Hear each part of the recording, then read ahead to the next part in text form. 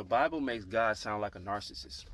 Hey, I hope you find this response to be kind and respectful to you, but I wanted to answer this question and give you some food for thought. Is God a narcissist? And does the Bible make God sound like a narcissist? In order to answer that question, we need to define what narcissism is. So, Dr. Romney is a foremost expert on the topic of narcissism. She and other scholars have talked about how it is a disorder of self-esteem, and that narcissists are often the most insecure people in the room, but they hide it. There are also four pillars to narcissism: a lack of empathy, grandiosity, a chronic sense of self-entitlement, and a chronic need to seek adoration from other people and validation from others. This creates the core of that disorder. Feel free to check out this video for more information on narcissism from me. So, with that said, let's look at these 5 different things.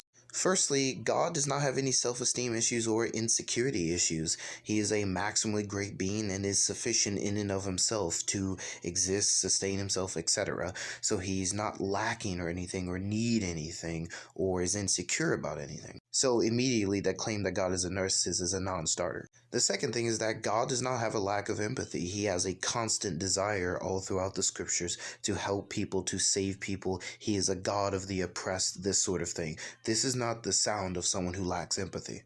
God also does not need to seek the adoration or validation from others. He is, again, sufficient in and of himself. Now, you might say that God is grandiose or has a chronic sense of self-entitlement, but I want you to keep something in mind. What psychologists mean when they talk about those two things is the idea that a person views themselves as being greater than what they actually are. This is what a Christian would say is pride or arrogance. God is not proud. In fact, he's viewed as the one who humbles the proud. But there are a lot of grandiose claims made about God in the scriptures, and that's because God is a maximally great being. He is the greatest possible being that could be conceived.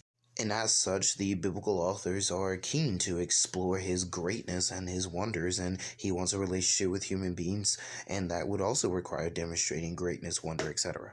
So, the 4 or 5 pillars of narcissism fall flat when it comes to God. Therefore, God literally cannot be a narcissist when it comes to the Bible and when it comes to Christian theology and philosophy.